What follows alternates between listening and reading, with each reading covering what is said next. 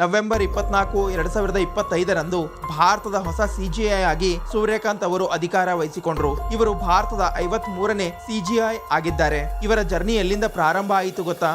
ಇವರು ಫೆಬ್ರವರಿ 10, 1962ರಂದು ಹರಿಯಾಣದ ಹಿಸಾರ್ನಲ್ಲಿ ಜನಿಸಿದರು. ಮತ್ತೆ ಅಲ್ಲೇ ಗ್ರಾಜುಯೇಷನ್ ಕಂಪ್ಲೀಟ್ ಮಾಡಿದರು. ಮತ್ತೆ 1984ರಲ್ಲಿ ರೋಹತ್ ಯೂನಿವರ್ಸಿಟಿನಲ್ಲಿ ಲಾ ಪದವಿ ಪೂರ್ಣಗೊಳಿಸಿ ಕಾನೂನು ವೃತ್ತಿ ಜೀವನ ಪ್ರಾರಂಭಿಸಿದರು. ನಂತರ ಜಿಲ್ಲಾ ವಕೀಲರಾಗಿ ಸೇವೆ ಸಲ್ಲಿಸಿದರು. ನಂತರ 2004ರಲ್ಲಿ ಪಂಜಾಬ್ ಮತ್ತು ಹರಿಯಾಣ ಹೈಕೋರ್ಟ್ ನಲ್ಲಿ ನ್ಯಾಯಾಧೀಶರಾಗಿದ್ದರು. 2018ರಲ್ಲಿ ಹಿಮಾಚಲ ಪ್ರದೇಶದ ಹೈಕೋರ್ಟ್ ನಲ್ಲಿ ಮುಖ್ಯ ನ್ಯಾಯಮೂರ್ತಿಯಾಗಿ ಸೇವೆ ಸಲ್ಲಿಸಿದರು. ಮತ್ತೆ 2019ರಲ್ಲಿ ಸುಪ್ರೀಂ ಕೋರ್ಟ್ ನ ಜಡ್ಜ್ ಆಗಿದ್ದರು. ನಂತರ 2024ರಲ್ಲಿ ಸುಪ್ರೀಂ ಕೋರ್ಟ್ ನ ಕಾನೂನು ಸೇವೆಗಳ ಸಮಿತಿಯ ಅಧ್ಯಕ್ಷರಾಗಿದ್ದರು. ಮತ್ತೆ ಈಗ ಭಾರತದ ಮುಖ್ಯ ನ್ಯಾಯಮೂರ್ತಿ ಆಗಿದ್ದಾರೆ. ತಮ್ಮ ಕಾರ್ಯ ಅವಧಿಯಲ್ಲಿ ಇವರು ದೊಡ್ಡ ನಿರ್ಧಾರಗಳನ್ನ ತಗೊಂಡಿದ್ದರು. ಉದಾಹರಣೆಗೆ ಆರ್ಟಿಕಲ್ 370 ರದ್ದು, ಪೆಗಾಸಸ್ ಪ್ರಕರಣದಲ್ಲಿ ಸರ್ಕಾರಕ್ಕೆ ಕಠಿಣ ಸಂದೇಶ ನೀಡಿದರು. ಬಿಹಾರ್ ಮತದಾರರ ಪಟ್ಟಿಯಿಂದ 65 ಲಕ್ಷ ಹೆಸರುಗಳನ್ನ ತೆಗೆದಾಗ ಚುನಾವಣಾ ಆಯೋಗಕ್ಕೆ ಉತ್ತರ ಕೇಳಿದರು. ಮತ್ತೆ ಬಾರ್ ಅಸೋಸಿಯೇಷನ್ ನಲ್ಲಿ ಮಹಿಳೆಯರಿಗೆ 33% ಸ್ಥಾನಗಳನ್ನ ಮೀಸಲಿಡಲು ಆದೇಶ ನೀಡಿದರು. ಇನ್ನು ಹಲವು ಆದೇಶಗಳನ್ನ ಇವರು ನೀಡಿದ್ದಾರೆ.